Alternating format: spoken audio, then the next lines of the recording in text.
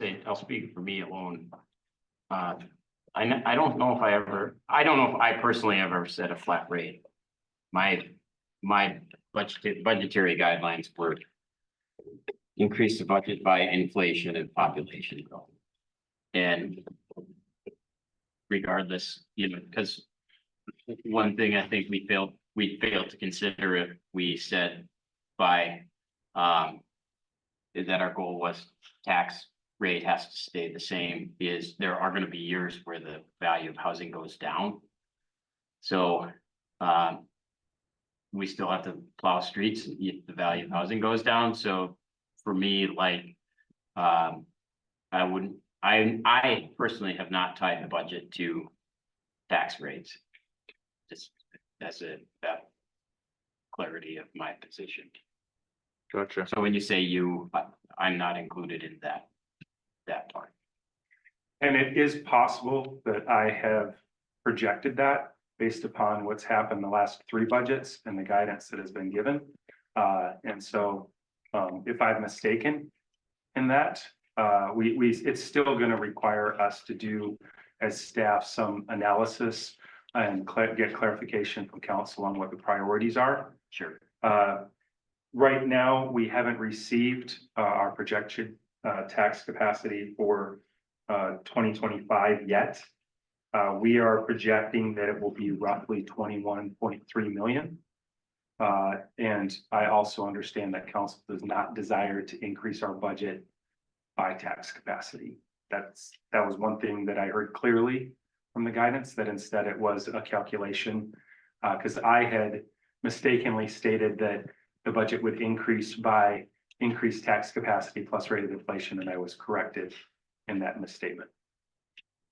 Just real quick too, last year when we went through this process and stuff too, I made the comment that I felt we'll do everything we can to keep it flat, but I was nervous over the next 2 years until things started coming and we started getting the taxes from these new properties and those kind of things into our numbers. So nice to keep it flat, but I made the comment it was going to be extremely difficult for 2 years while we grow, but we don't get money. So I agree with John too. I think our intent was to do our best to keep it flat, but you can only do so much. And then again, with inflation, valuations of homes, everything else that's happening, it's pretty foggy crystal ball on our part. But I had a question on a statement that I think I heard you make, that we were 1.28 million away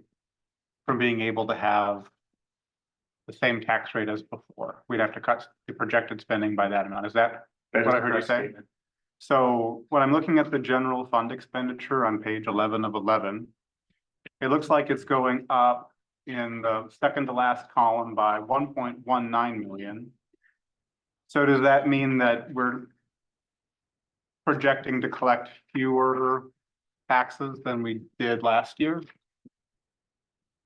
For just a second, page 11 of 11.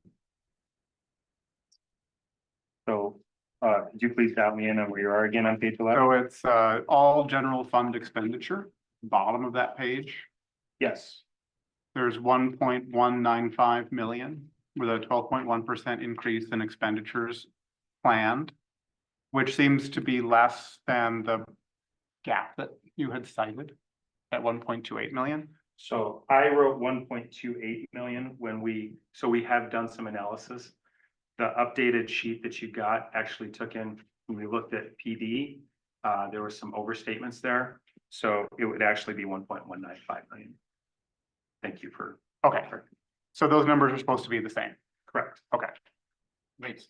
Say that I was looking at that too. So I made a statement off my notes that I made Yep. at the beginning of the week. And Matt and I sat down and we sent some updated data after we discussed, because there had been some over projections for a couple areas for PD. He corrected their data, and this last sheet that I sent to you yesterday reflects those corrections. Okay. My notes were not corrected since those corrections. I've been gone since. But it doesn't change that 1.28. It's still 1.195. instead of 1.28. Oh, okay. Okay, so. That's, 12.1% increase. yeah, But on the revenue side, do we not know the revenue change based on tax capacity difference? Exactly. Since we don't have tax capacity at this point, and we don't expect to get it until the 15th, that's kind of a plug right now. It's not a solid number. Based on conversations last night that I had with Tammy Amdahl and with the information that we've given her so far, the current potential was 9.1 million.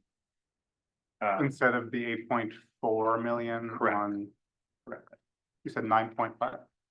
But that's gonna keep changing until Yeah. the 15th, until we get locked in. so can I ask you a question? What is the population growth been in the last year? So it was projected to be 550. It actually came in at 8,019. So we increased by more than that. It was 600 and something. I forget the number off the top of my head. When I did the calculation, it was roughly an increase of 9%. And then it depends on which rate of inflation we're going to grab, because it's bounced around so much in the last 12 Yeah, months. We could go 2.3 on the conservative Yeah, side. I mean, Plus- Yeah, plus you got last, I mean, I'm super in tune with inflation numbers, so. what would you say it is right now, or projected to be for 25? I mean, it's hard. But is that? the I'm in number? tune with predictions of it. There's not a soul on earth that can be accurate about it. I just used last year's number. I don't know, I think each person has their own inflation rate, but it's, man, 12 months ago, the inflation was 7%. That's the thing is, And, so does a snapshot number, I know any kind it's of been help, an odd inflation year. It's 3 or 4. 3 or 4 is at least? a good number. And then you could almost itemize, like labor inflation 2 years ago was 11%. And the price of gas was going down, but we have to, I don't think I could stand here and say every single budget item has its own inflation rate. So we could almost itemize every single thing, but we're not gonna do that. If it's close to a reasonable number for inflation, I'm not gonna argue around the edges about that. So if council were recognizing the increase in population and whatever we're gonna dial in as a rate of inflation, the 12.1% increase that's projected right now would be within a margin of error That's, with our present budget. but we can't, in my opinion, well, this is fact, but I think about this particular fact in that we don't control we not only don't control the valuation of homes, we actually don't control the actual value of homes. So we have to, when I do a budget, when most people do budgets, they do budgets based on what they spend. And if I make 20% more next year, that doesn't automatically mean me and my family spend 20% more. That number is largely out of my control. We can only control the spend. So if that were to be council's guidance. But that's me, only me, Right. just me. Everyone else has a term. If that were to be council's guidance, that would change the conversation that I was hoping to have tonight, because if we are not looking to cut 1.2 million that we need to, and instead we can prioritize, if in fact it does come in later, because it happened last year, as I understand it. Last year, the forecast that you were working on for initial budget items was more optimistic than what the council or what the county actually reported. So then there was a need then to cut. So we'd still have to have those conversations about priorities. But also I want to unpack and make sure that we are in fact aligning our current plan priorities with the council's priorities. And there's a few things that we have budgeted for that we need clarity. Is that in fact what you want us to do? Staff has talked about it considerably. That includes staffing priorities based upon some strategic initiatives for the future. That includes material priorities based upon some things that are happening in the city. And so that I think would be the first point, is that will shape the next important conversation about priorities. Yeah. I was coming into this with the misunderstanding that you wanted us to maintain a flat rate. And so staff has been working very hard in our dialogue and our conversations in order to be prepared to align with that guidance. Is that the guidance? I So- don't even know. That was the guidance that I provided. I'll chime in. I would prefer to see it stay flat. And I'm interested to see what we get from the county in terms of final numbers. And I have a few specific questions as I went through the document. But historically, our perspective has been that as the city develops, the development should be able to fund itself. And if we see a need to increase tax rates in order to deal with the growth the city is experiencing, to me, that's a symptom that growth is no longer being borne by its own projects. Now we're starting to pull on the resources of the rest of the community to fund the needs of the city as it expands. And to me, that causes me to ask questions about, is the development that we're experiencing the right kind of development? Is it capable of self-funding with the model that we have?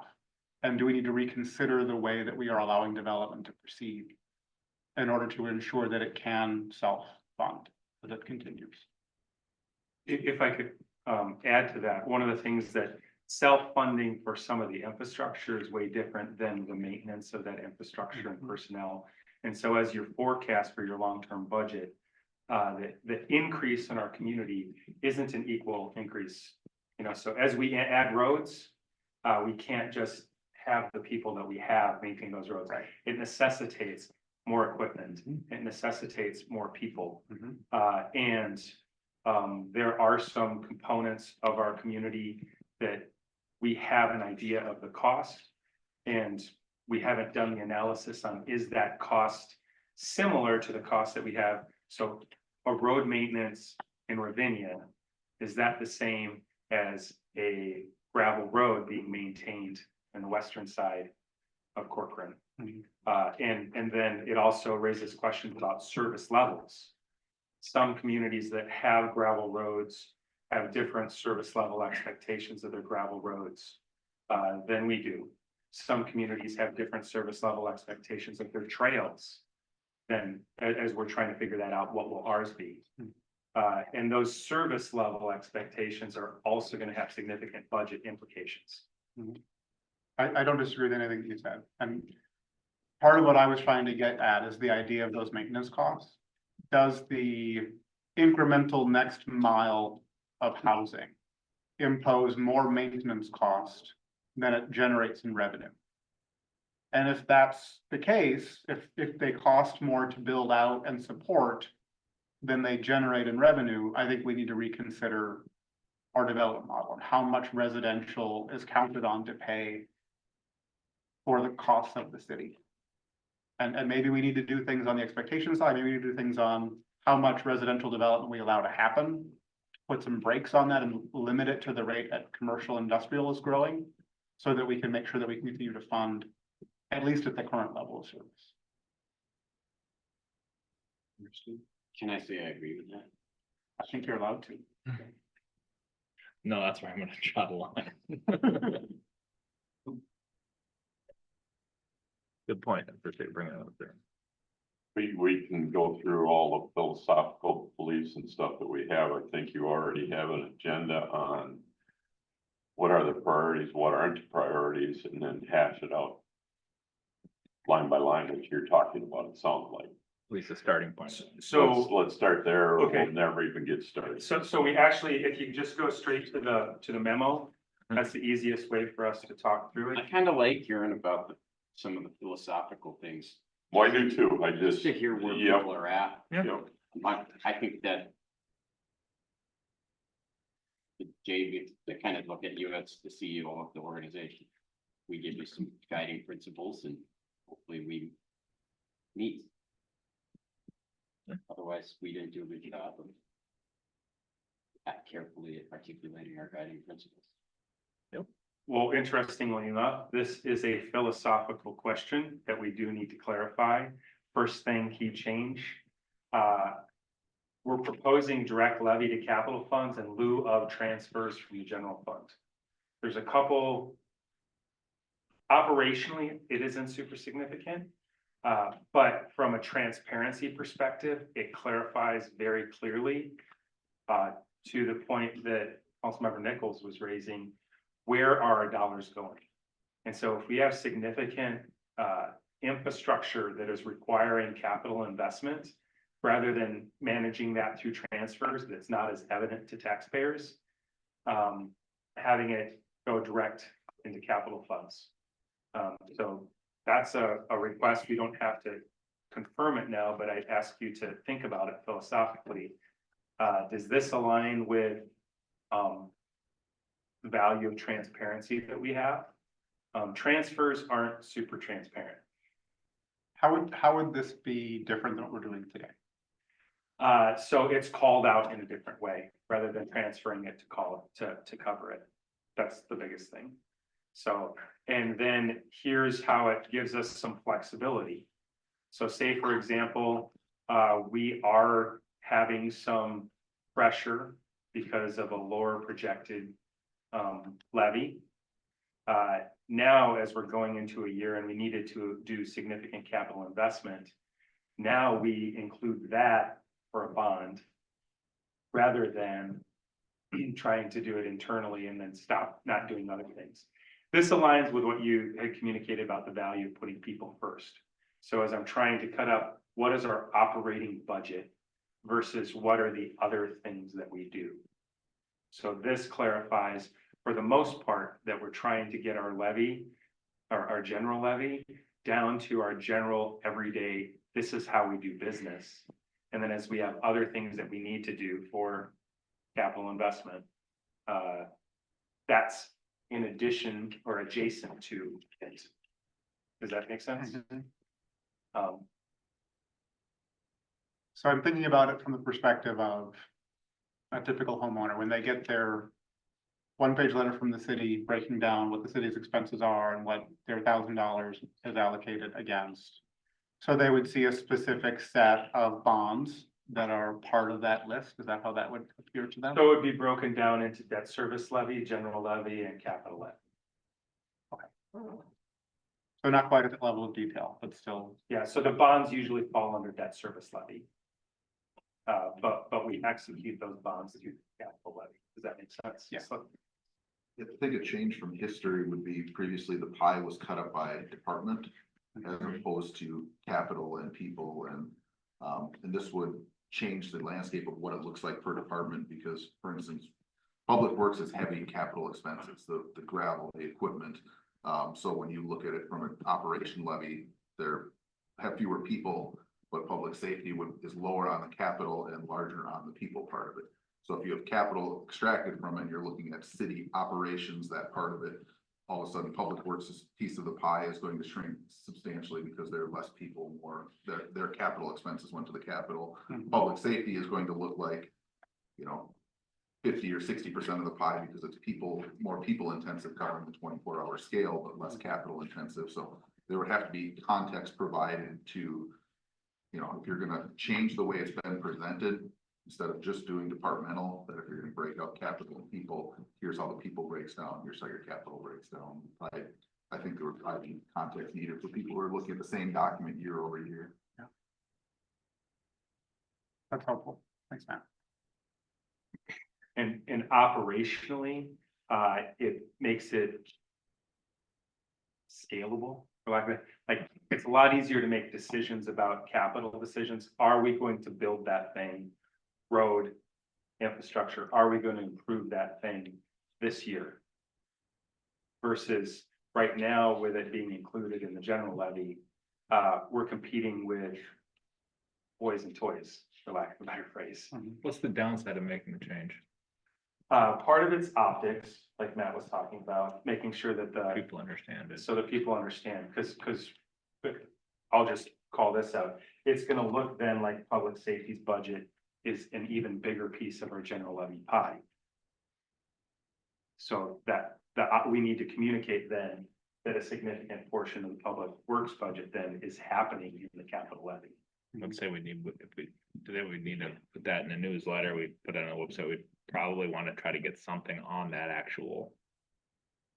Split that goes out with, It's gonna require a public education, yes, but I also think it helps communicate to the public where their dollars are going in a different way too, rather than lumping it all. yeah, I think once. That explanation is given. Then I don't think it's a good controversial thing, I think it's. If anything beneficial, we just need to. Educate. And there's still significant portions of public works operations that are not going to be in a capital levy. Because they have a lot of overhead for, for materials, for maintenance. Mhm. Different types of contracts to accomplish services. Am I misstating anything there, Kevin?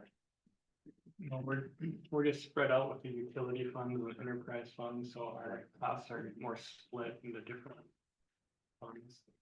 It's more diluted, I guess, for lack of a better word.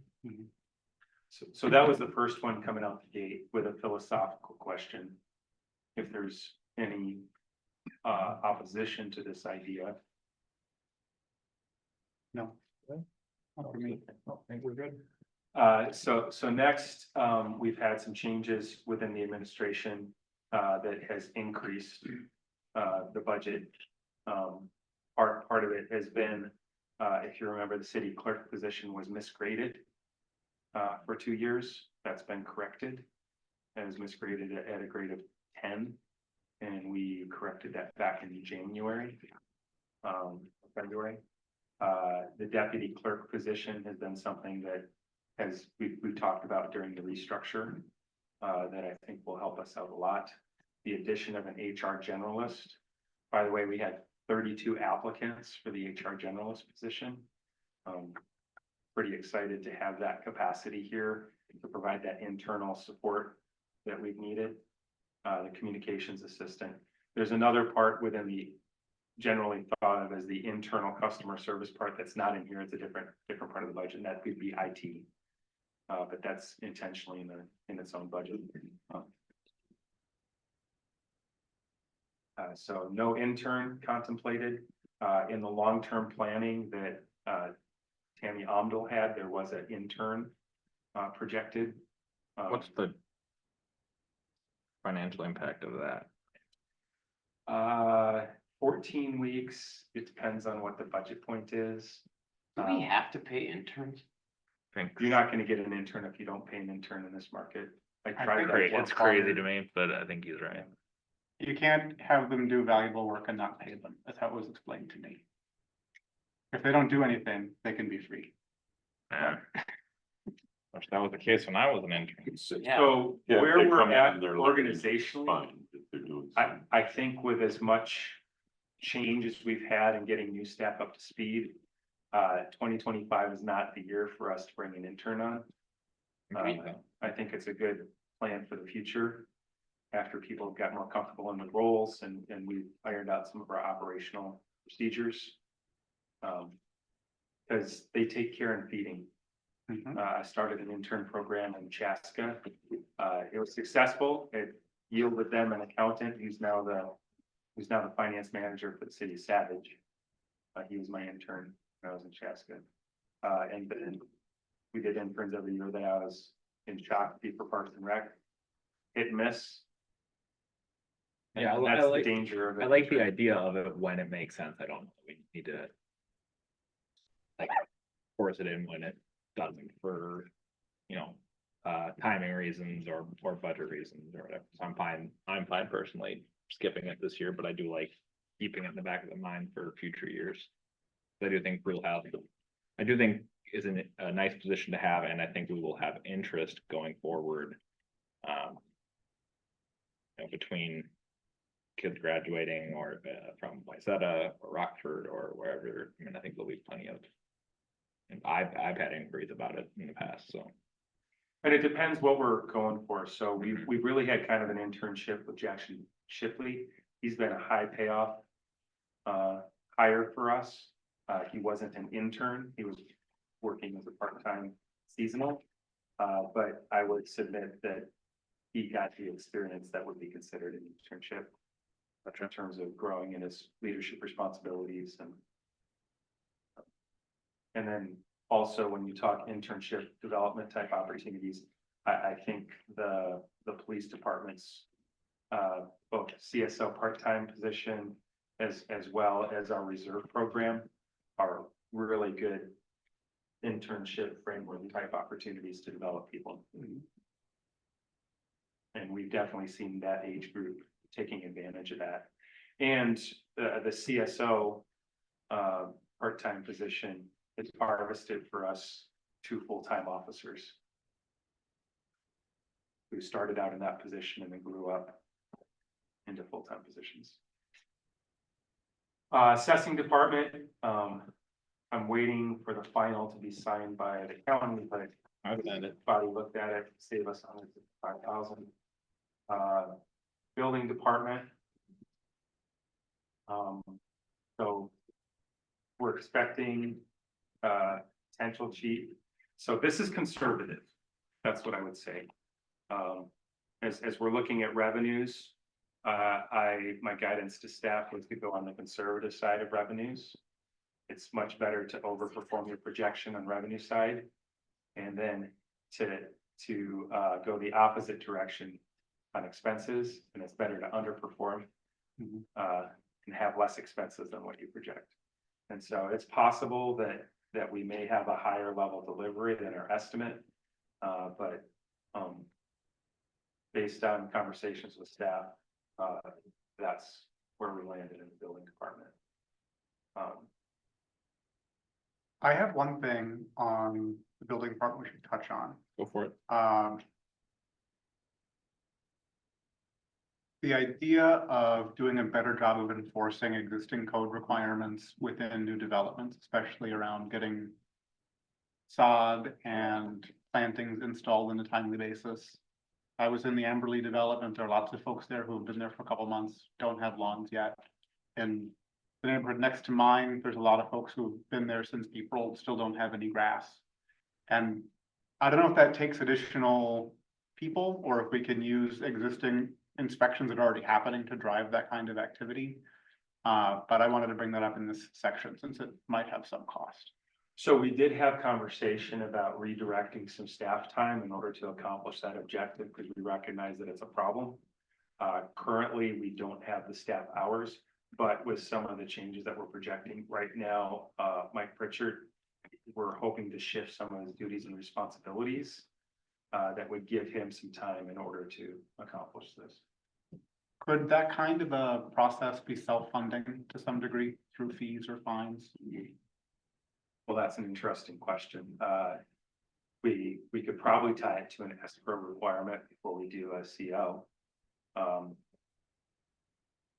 Any thoughts on that, Mike? Yeah, we haven't explored that idea in terms of being self-funded. We just looked at, we currently don't have the capability to do it. And so how could we deliver on it?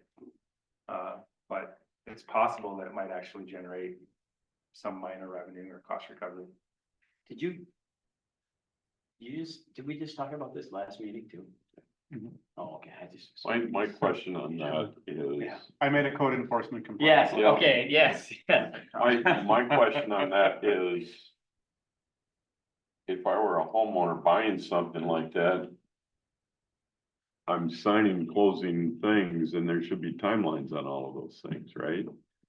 The So- challenge is that if they're buying from the builder, they will have the language written to be whatever the builder wants it to be. When I bought my home, for example, I didn't use their finance. And the mortgage company wouldn't let it close unless everything was done. But That's not- but what I'm saying is, me as a homeowner, I would want very specifics. I want my trees planted, I want the grass in within 30 days after closing, or, you know what I mean? You're an experienced home buyer though. Yeah. I do something. I would say that. I've had numerous just this week during the Okay, night to unite. in which people have certain expectations. And I point out to them that they signed some specific documentation that validated they understood the operating environment. And so when you sign a document that says, I understand my back of my home is going to be against industrial or commercial, a year and a half later, when that's built, you can't come in and go, wait a second, they built that in my backyard. But they forget that they signed it.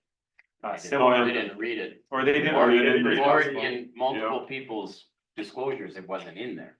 Yeah. But But I'm Similar with saying- trails that have come that's not through. the city though. Is that us to enforce that? I appreciate what Jeremy's doing and stuff like that, but is that us to do that? I mean, we've got to write ordinances and codes then to There is a code enforce for those that. things. So it becomes a code enforcement issue, and it Okay. really just gets tied to CO, to certificate of occupancy, which there might be some other things in terms of our development agreements in which developers Okay, haven't fulfilled their responsibilities. And this is one of those few opportunities where we actually have some teeth. To. We do it with enforce trees. and we have teeth on any future developments. What are you gonna do to fix?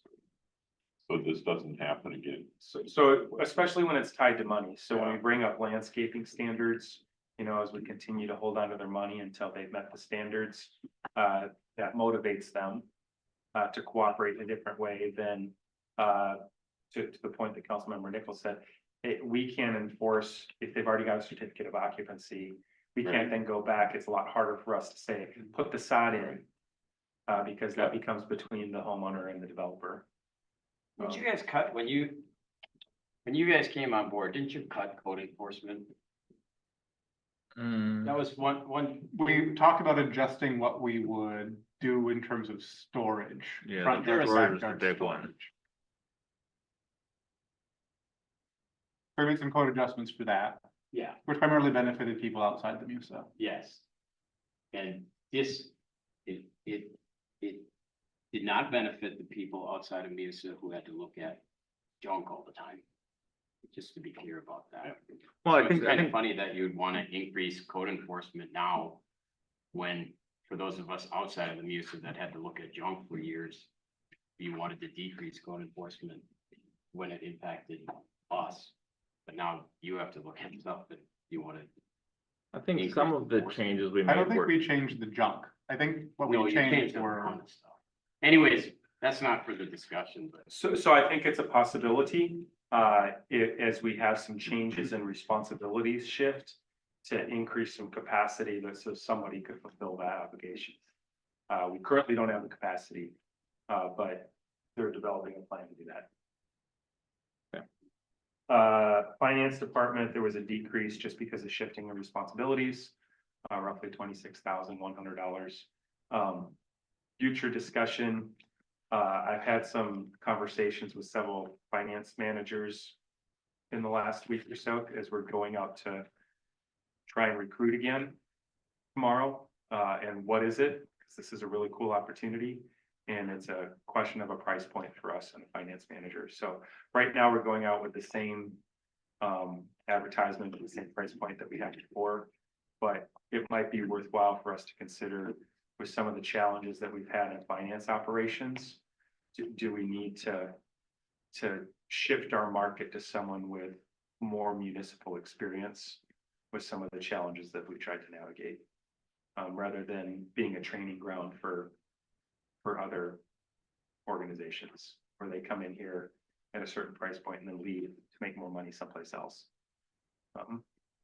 For our finance operations in particular, because of the amount of risk that we have. where does that put us dollar wise?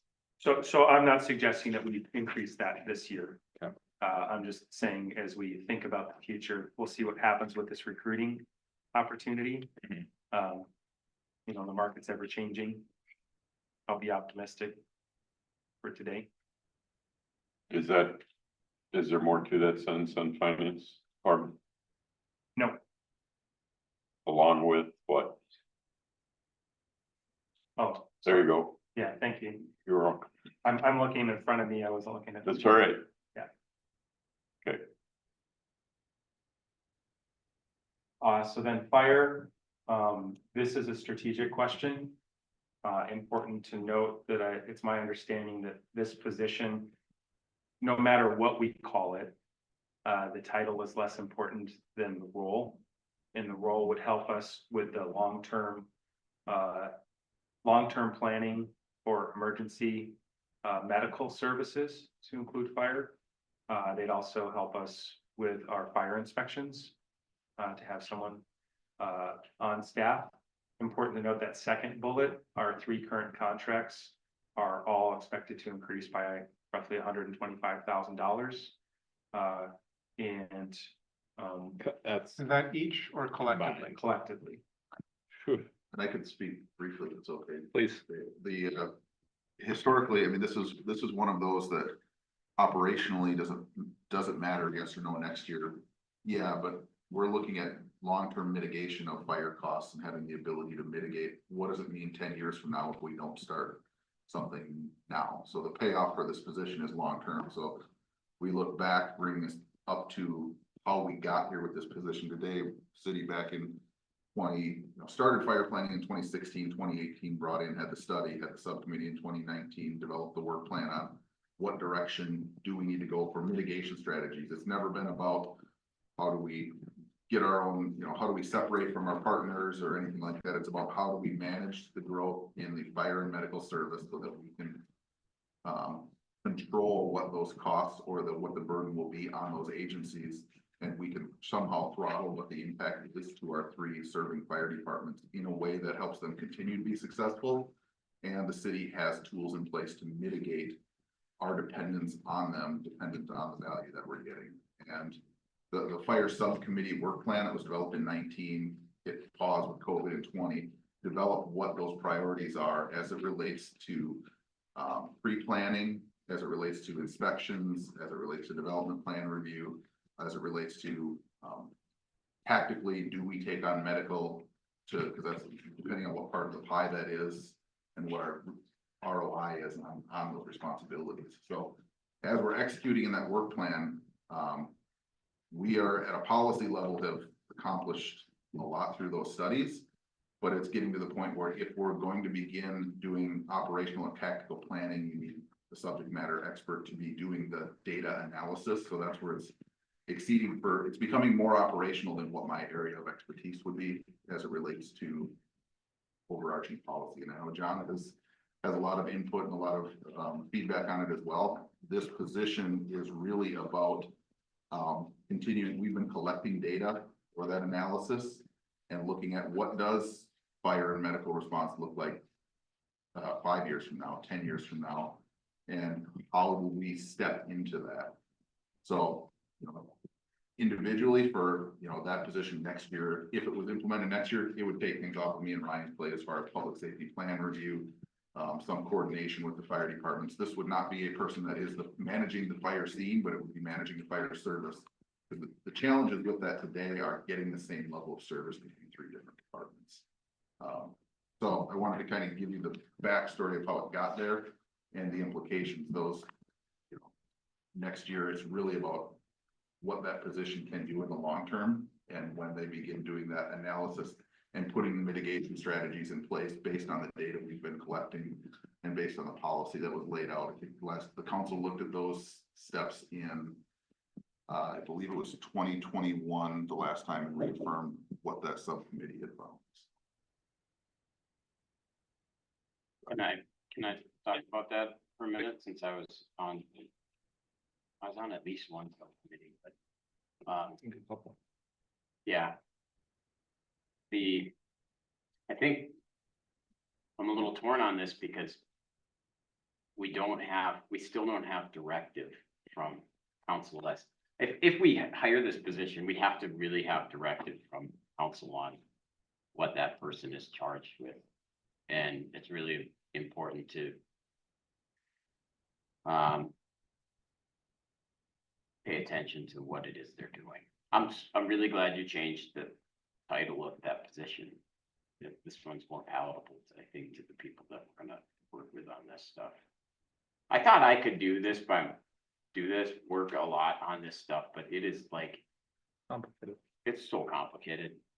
For sure. and leave, and man, I think I could do it, but I would have to quit my full-time job in order to accomplish that. Ironically, we I have a don't even full-time know, I job. don't even know where to as it start. relates to it. What? So we have a full-time job as it relates to it, I'm just saying. Yeah, I Yeah. think the outcome that I would want to see from it is either a savings in our fire service expenses long-term, like a net savings would be ideal, Let me- or can I a jump in? significant bending down of the increase that we're seeing through better optimization. Can I jump in real quick there? I am very concerned that, I would love to say that too. With what I've been hearing is coming with OSHA and other, Hennepin County and several different mandates that are on the horizon. It is going to be so far in the other direction. These costs are going to skyrocket. Yep. I mean, like we've never seen before. If some of the, what's OSHA is talking about implementing right now gets implemented as is, it will be unlike anything we've seen before in that area, the cost. I can send you a link, a website, that has the text of the OSHA plan. Oh, it's related to carcinogens. Yeah, it How- just ups how the to- requirements for what is needed in terms of stations and equipment and procedure. I mean, just it adds a ton of, How they have to deal with turnout gear, where it can be stored now, all of I those. think it was a 600-page document, wasn't it, the Something OSHA, like OSHA that, regulations, so the council did authorize a letter opposing those regulations at the recommendation of our 3 fire chiefs. But it's gonna have significant Wow. operational impacts on all fire service. And specifically, it talked about comprehensive wellness, mental health, carcinogens, there was a holistic approach. well, when did that come out? I think it came out in the last 6-8 months, but it hasn't. It's come been out since like- I've been here. Well, there was a pretty significant Supreme Court case that hopefully will rein in, Chevron. yeah. Those type of maneuvers by Good point. unelected bodies. The one thing that I'd say about this role going with that, as we just talked for the last few minutes, the complexity of fire service in our community is not decreasing, the complexity is increasing. And to ensure that we understand how we're engaging, how we're planning, and the choices that we're making, we need somebody who does that as their full-time gig. I just would want to have a workstation clearly identifying what that person's role is. Because there's fire and health, Yeah. Fire does health and fire, but police does health and police. North Ambulance does health.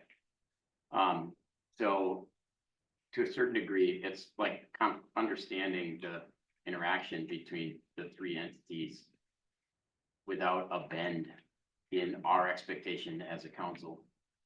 Do you think it would be fair to say too, that in the last 3 years, that dynamic and those variables have changed? It's a bouncing ball, like we just talked about it. And so if we spend the time to try and get the title and all of the duties right, it's gonna change, the scope of it's gonna change. So for example, just with our 3 departments, one of the departments is talking about changing some of their partnerships and that, and the implications on that. Yeah, If we could nail it down, and then the whole landscape could change. so I've been against this position. I was against it last year because I didn't think we were ready, and I'm not as against it as I was historically, especially since numbers look a little better, but we have to spend time as a council at least having an in-depth conversation of what that person does. Okay. If, you design the vision, the mission, and the values shouldn't be bouncing balls, or you didn't do it right. So the mission, vision, and values, almost like on this specific person, need to be articulated. I think And in a then work they can session, work within. to go over this. So what I just hear is we need to, this is one of the things that we weren't sure. If we had to make some decisions about where to cut, to Matt's point, like it's continued, but we can't keep pushing this forever. We need to understand that the second and third order effects, it increases incrementally the longer that we wait. So, and we could agree that we're gonna do this, and then the follow-on part is now what are we gonna have them do? So, yep, we need it, and then we have to work to figure out what is it as of today that we need them to be responsible for. And to your point, John, I think there's value in the public safety model that we have, in flexibility to be able to throttle and look at impacts. What does that mean for public safety? Does that increase or decrease our demand on police budget more or less? And can, you know, if things move on things that are out of our control, like ambulance service, or with one of our 3 fire partners, if those change, our ability to mitigate it is a little bit, when you're under a unified structure with police and fire, you can come up with, I guess, better value responses rather than fire. If you put fire in the bucket and say they only do medicals, then they only try and find the answer there. Where if, you know, at least we're blending the police and fire under that public safety model. I think for me, the greatest fear for this position is finding someone with the strategic mindset, the operational expertise, but also the strategic and idealistic mindset that can formulate the public safety model to go to a place that doesn't have their own fire department. And that's going to be, you know, we're going to be looking for a high level operator to be able to analyze data and trends, and also some of the tactical stuff as far as managing, getting consistency in our inspections and pre-plans amongst our different departments. It's going to be a high level. I don't want to get too far bogged down into this particular topic. Yeah, we still have a couple pages. Yes. To Sorry go. about that. We can move on. So the next 2 bullets under highway, streets and roadways. The second bullet there that I'll highlight is Kevin's gonna be coming to talk about street lighting. And we'll flush that out a little bit more in terms of how we're thinking about policy and some different strategies. That'll be coming in September. But this is where we're at right now to estimate our costs. Kevin, anything else you want to say about highway, streets and roadways? Just the third bullet point in the next page, which relates to city center beautification. Is just more feedback on that, just in terms of how many banners we're forecasting. You know, we talked about hanging flower pots, baskets, so we had a conversation, we laid out the streetlights and before we had several conversations about what we wanted the vision to look like. We really didn't dive in too much into the details of how many we want, how often we want it switched out, what priorities are, do we want to ramp it up as more of the downtown comes? That would be my- Trees. So there's some variability. That 100,000 is probably a high end number, but if there's direction on the vision of even next year, what that loop around St. Terese looks like as it's kind of wrapping up construction this fall, and until we kind of expand the downtown area, what is the vision for the beautification of that street? Is it on the lower end because we've only got one amenity, or one business now, or, you know, just a little bit more context and what the expectation is there would be helpful. We can look at that and see if that can get dropped down, what the vision is. So we have the ability to scale that up over time, right? If we decide to want to do less. Yeah, I mean, if you wanted to rotate the banners every season, you know, we don't. Or have to not afford- Or not do banners for Or this not year. do banners, or not do planters. Or not do, yeah, for that's year the, one. the implementation of that vision is kind of what the conversations about, just how fast do you want to go, what are the priorities? And when we talked about our decremented list, Mhm. and then based upon the guidance of people over stuff, this was one of those that we kind of highlighted as, is the timing right for this? Do we need to see the continued Mhm. vision of city center to grow before we start investing significant capital in that? I have 2 questions. Okay. First question, I thought when we did the bonding for that street, the poles and the decorations were part of the bond. Is that correct, or is that a budgeted expense instead? That's a good question. We bought the lights and all that with the bond. I don't know about we haven't bought any banners or flowering baskets, so if there's remaining funds, if we wanted to see if that was an eligible expense. I'd be surprised if we could buy the terms, I haven't read the terms of that bond, but buy something like flower baskets that are seasonal and go away. Usually you're having to invest those funds into something that has a longer life than a seasonal plant. Mhm. That's something that I can double check, so that's a good point. And then, I would agree, it makes sense to scale the investment in that street with the development of that street, and if there's one business, I would be in favor of deferring a lot of that. Yeah. Can you scroll up to the one prior on the streetlights? The $40,000 increase to reflect street lighting costs. I feel like this is an opportunity for us to look for cost savings opportunities long term. If we continue to see development happen, we're gonna continue to add additional streetlights that just add more power cost over time. I would love to see us evaluate some kind of a cost-free system, like a solar powered lamp as a standard. So we don't continue to accrue these long-term liabilities. Maybe it's not suitable everywhere or for every type of light, but I know it seems like Wright Hennepin is running a bit of a racket getting people to sign up for streetlights that they don't have to pay for, and then they have to pay for the power for the streetlights forever. So we should be cautious about that model as a customer. You know, maybe we could hang street signs off of that abandoned eyesore electrical substation. And maybe we can offset these costs by start fining Wright Hennepin for their abandoned electrical substation. Talking about the old one. Yeah, yeah, the So old they- one that's just sitting there rusting. I know, that is a frustration point of mine as well. They did put something in, something like 5 years, I think they had to. It was not I don't know like, if there was a commitment, they said that some points it would be decommissioned, they would be not used, I'm not even, I'd have to verify if it's still in use or not. Yeah.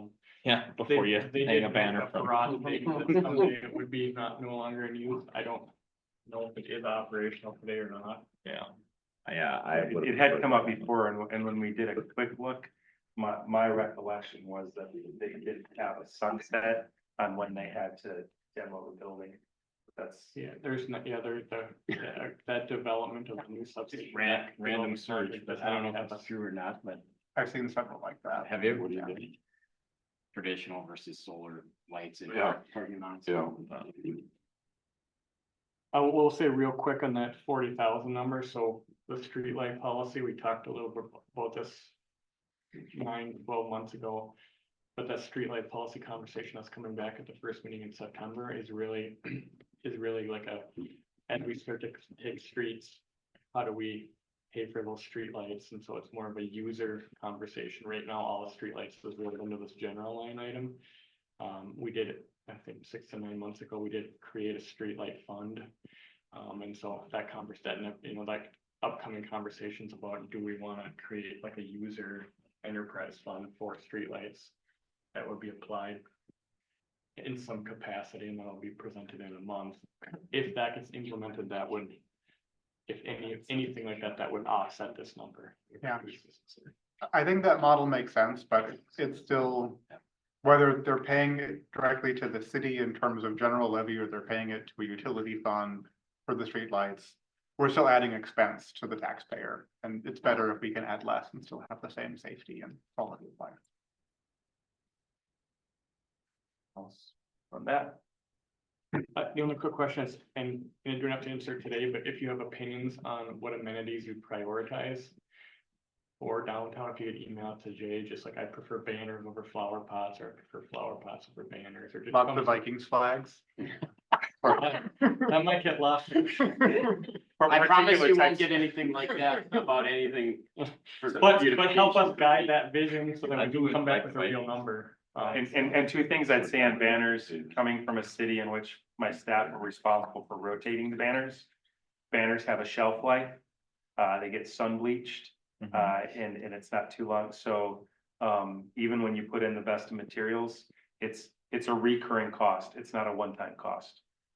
And so, Unless you just were talking the start, like you're doing it for like a special event or something like that.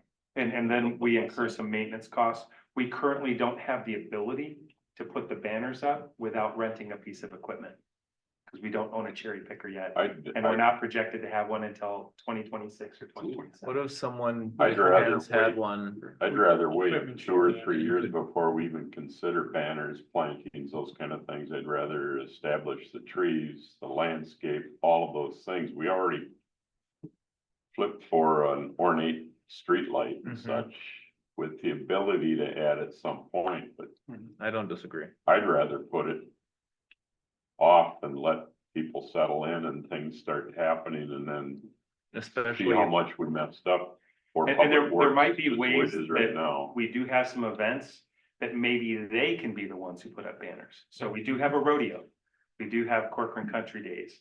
And Another maybe way we to allow advertise. that to be a space in which they put Only- banners up. in frankly, order the to- only one, city one that I could see, maybe we do a small amount of banners for. This is just off the top of my head, would be like for the holiday parade if we ended there eventually. And it wouldn't necessarily be the whole line of streets with banners, it'd maybe be 2 banners at the end or something. But yeah, I think I agree with you, Dean, that But then the other question I had is why are we paying for the electricity? Any other place I've known, streetlights are paid for by. There's a yearly fee of $20 to the residents that that's what Kevin's. surround. So that's what's gonna come in September. Okay, It, it will be Misunderstood. certain lights. He's got a great framework to discuss on how to break that down. It won't decrease our cost to 0, but it makes sense all right. to distribute the expense. But on the ornaments, everything else. We gotta let things settle out, I think, and wait, or let somebody donate. I mean.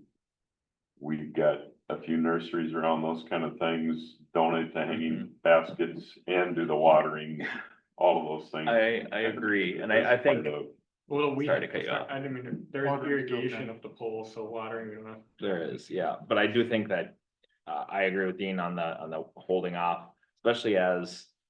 You know, so St. Therese right now still has some construction, quite a bit of construction going on, they'll get that done.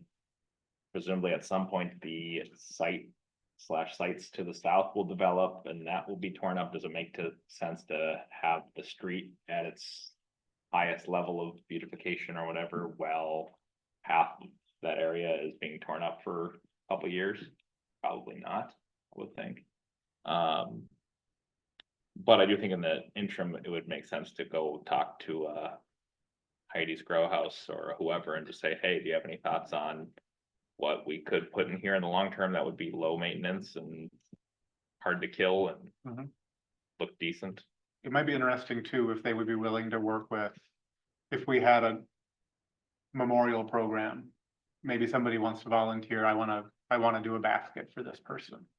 Would Heidi be the vendor to come and do it if they got $500 Said from that something else person? like that. Create some St. kind of a Therese program. might be a really good spot to do something like that. Yeah, exactly. Or we could start a city cannabis growing, like it's self-watering. Literally pots all along the road. But I'm, Oh, yeah, wow. I'll be here all week. Who needs a sales license? Just, go trim what you need. So IT, I'm hoping that this professional services contract, will decrease as we bring on the IT manager. That's the other portion. Remember, the IT manager, we haven't hired yet, but we budgeted for 2024 to come in the 3rd quarter. And so this is to make sure that it's fully budgeted for the whole year. I don't foresee us ever being away. Well, not ever. In the near term, I don't foresee us being away from some sort of professional services contract for some of our IT capabilities, because just one person can't do it. And we'll have to grow a larger team in order to completely divest from something like that. But even in my observation in larger cities, they still had some sort of partnership contracts for some of the professional services. Yeah, I don't know that we ever really need to get to a point where we have an entire IT department in-house, I think. There's too many specialties. Yeah, Too many unique needs and then it changes, like the finance needs are way different than PD's needs, which are way different. The SCADA system has some unique requirements. And those specialty professional service contracts are really critical for us to ensure that we are doing it right, we don't screw it up. What SCADA system? SCADA is the system that helps monitor the water system. The utilities, yeah. Yeah, We public don't- utilities. We have a Omni site that communicate the cellular communication with our lift stations right now. As part of the water treatment plant site with the water and the monitoring, we're hooking up the lift station with that and discontinuing the cellular service. What's this formal SCADA system? That doesn't exist today. We're growing into it. Legal, we have, labor unit bargaining coming up at the tail end of 2025. That will actually start earlier than that, and we expect some increased legal costs associated with that. That's that increase. Do you know what we budgeted, is that for PD labor negotiations? Correct. Do you know what we budgeted 2022 or whatever the last time was? Well, I think that this 35 is based on experience that we're over budget on legal this year, and then we also anticipate the additional having that come up, but we did not have a contract negotiation. So what is it? 25 is the last year in a 3-year labor contract. 22 was the last one. So the last one was in 22. At that time, we did not have, I think the city administrator had a brief conversation about what was negotiated, but we did not have the labor attorney as part of the negotiations at that time. And I think as we've gone through and some of the challenges that we've worked through in the last year and a half, the labor attorney has some, I guess, believe that they could be helpful to mitigate future issues if they were part of the contract negotiations. Thank you. So Parks and Recreation. If I could ask, who's that lawyer? We use Thank you. Hanson Gallagher, I think is our, who does our city labor attorney work. Is that just for the PD or is that entire all? city. That's all of our Okay. labor issues. Okay, all right, thank you. So Parks and Recreation Manager, we recognized as that role, that title is coming out of the comp and class. And that's what we're projecting, and we're splitting it between recreation and parks in order to identify just the role is gonna have responsibilities in both of those areas. Can I ask you a question on that? Probably for the 100th time, but I can't remember what percentage of people that use Corcoran Public or Corcoran Park and Rec actually live in our town. And then also, is it full?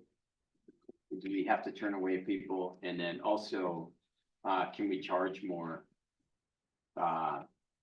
Non-resident, resident. I think we did do. So we did that. can change the rates. I think I can answer all of those questions pretty quickly. As far as resident, non-resident, I'm not tracking what that data is, but I can get it to you. JCB knows. Yeah. I think it's around 30% from what I remember when she was telling us, and So as I've talked with her philosophically, there's currently, unless council directs otherwise, not an intention to grow the staffing levels in terms of permanent employees or full-time employees within the Parks and Recreation Department. I've had a positive experience in a strategy to identify those who are the best at certain things, contract them to come in and do it, and then so an example would be basketball camp. We don't have indoor basketball courts, but if we did, you bring in somebody that does basketball camp rather than having our staff try to run basketball camp. And then these people that run basketball camp, they charge a fee. We charge a little bit more as an administrative fee in order to manage the registrations. And that then serves the folks that come in. To your question on where we're at, I believe we had waiting lists for all of our programs this year. That's my understanding. I can confirm that, but that would indicate that our programs are being heavily used. What's the maintenance services? What are they gonna actually do? All of a sudden we go from 0 to 50 grand. That's a pretty steep increase. So maintenance services is probably the wrong phrase. HKGI are the folks who are helping us with planning our parks. And so that's the $50,000. So they're doing City Park right now, but we also have some other parks that we really need to put some energy in the next More 12 to consultant 24 services. months. In fact, during the Night to Unite, that's probably what I was asked most about in every party that I was at. In Bellwether, When is the park going to be developed in Ravinia? What's happening with the OSP park? And then in the other parties, a lot of interest in what's happening in City Park. That isn't a maintenance services, it's really planning and develop. It's under professional services on page 11. But shouldn't that be covered under park dedication Yes, instead of on the budget? Or are we pulling park dedication in as a revenue source on the income pages? so. Page 11. I don't think we put park dedication in as a revenue. So trying to capture, this would be a question too on where we put it, if we're gonna do capital investment. Mhm. Do we pull that separate and have these types of contracts in there? So it's possible that it might shift where it's at in the budget. We're trying to identify requirements right now. I think when we were talking about it in parks, it was under the understanding that if we're bringing on an outside service to help us with planning, that would be something we would fund out of the park dedication fund rather than out of the Right. general fund. That I was tracking that it would be paid for, the HKGI contract would be paid for by park dedication. Okay. And then I had a question on, Or grant. or grant, that's great too. So Love that. we have CFR grant that is a great candidate for that as well. Okay. The full-time regular employee and part-time regular employees. It looks like for 2023 and 2024, we were at around 60 between those two categories, but in 2025, we're looking at about 100. What are we looking to change? So we're adding part-time employees for parks. That's. You're talking about just in the parks area, right? Yes. Yeah, so the 46,578 is a shift in terms of our tracking, increased percentage of the Parks and Recreation Manager, which currently Recreation Supervisor is their title. Mhm. We increased the percentage so that it's split 50-50 from those two departments. So that's part of it. And then when you go under part-time employees, we're looking to add another part-time employee or was it a FTE or is it a half FTE? It's an increase of a half. A half FTE. Yeah. And that's just with the additional places that we have to mow. Okay. With all the linear parks properties. Parks that we build out, even our facilities, the water tower, the treatment plant, and it's a little bit more mobile operation. Instead of hiring a full-time, we've had good success with part-time. So we wanna try that, keep that momentum going that route, and it helps us offset some. Mowing new spaces we have to maintain. Okay, thank you. And so then under lease. Or sorry, page street, Kevin, anything you want to say about paved streets? Paved streets, unpaved streets are strictly material cost increases that we get from vendors. There's no program increases, no project increases. That's literally just a material cost, and a lot of our materials, it's material and trucking costs are pretty high now, not even related to motor fuels, but just that industry got changed quite a bit the last 3-4 years, so those are all just material costs. That's the only emphasis there. We don't really. I have get much the option. trucking cost, the material cost, I thought. The use of reclamite more was Yeah, at least. well, budget reclamate's, neutral. yeah, in that specific sense, this is. kind of That falls blurred under our together. paved streets, Yeah. on the last page. And actually that line item, they summarized them, the reclamite, we're not proposing an increase on Gotcha. specifically, he just pulled it all together in the summary, so. Gotcha. When I say trucking cost, it's like gravel, right? So we have, the gravel itself is increasing 40%. Yeah, gravel has gone And up. then the truck huge. to haul the gravel to us Yep. is increasing 25% on an annual basis, because you can't get people to live and stuff, so. That's when I say truck hauling, when you say just maintain gravel roads, the materials plus the delivery, basically, then we spread it, maintain it ourselves once it's on site, but 2/3 of that element is kind of crazy and anticipated to exponentiate too, and there's not that many material, Maple Grove's pits are getting converted into buildings, so when we have to start pulling from more rural areas, we're really gonna see. Yeah, some when, spikes there.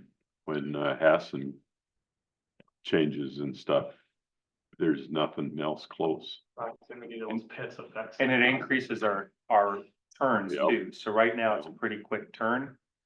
So it's gonna take more trucks, or at least more time, in order to get the same amount of materials. So our truck cross when that quarry closes are gonna double if not triple. Well, costs between $500,000 and $1 million a mile to pave. That's the trade-off. It's nothing to, it's just material costs are going up for road infrastructure. Yeah, Specific, I mean, when we have as many miles of roads as we do, but yeah, yeah, I'm not, the emphasis there is just, it's literally just a material price increase or a Yeah. labor price increase. I'm not taking a side in that. I'm just saying that's the Reality. trade-off, Yeah. Planning and zoning, we created a community development director position, which changed the structure there. Police, anything, Matt, you want to say about those roles? Yeah, I can be, I'll try and be a lot quicker this time. The SIU investigator that was born out of actually a pushback, the ASCDRS, back in 2017, 2018, to address some of the low-level drug crimes, more of the specialty issues that we're seeing in the neighborhoods, really drug quality of life concerns in the community. At the time, we didn't have the backbone of the police department to support the other collateral stuff that would come from it. We didn't have a detective, we didn't have the K-9 unit that would generate it. We now have the K-9 unit in place, we have the detective program, those have been successful. What this actually looks like with if we went down the SIU route, that's gonna be codependent on relationships to be part of another unit, so it could take the form of a drug task force agent or a special investigative unit. But the focus is how can we best try and address some of those things that we actually started trying to look at back in 2017, 2018. So that's what that additional position is designed for. So of those $230,000 in this budget line, 65,000 of that, or 63,000, I'm sorry, is cost of living as it relates to the collective bargaining agreement. So about a third of that would be obligated by our existing CBA. About 91,000 of that is related to that new SIU position. Another 65,000 of that is actually the community service officer, but that's a reallocation as we switch that to a full-time position at the midway point of this year. That is, we had been budgeting 40 hours a week for community service officer, split between two part-timers. This year, we switched it to one full-timer mid-year. So this is actually a reallocation from a part-time budget, dropping the 65,000 into this one. So that's the majority of that 230,000. Now you'll see that those 65,000 aren't fully realized as we actually are projecting an increase in the part-time budget further down.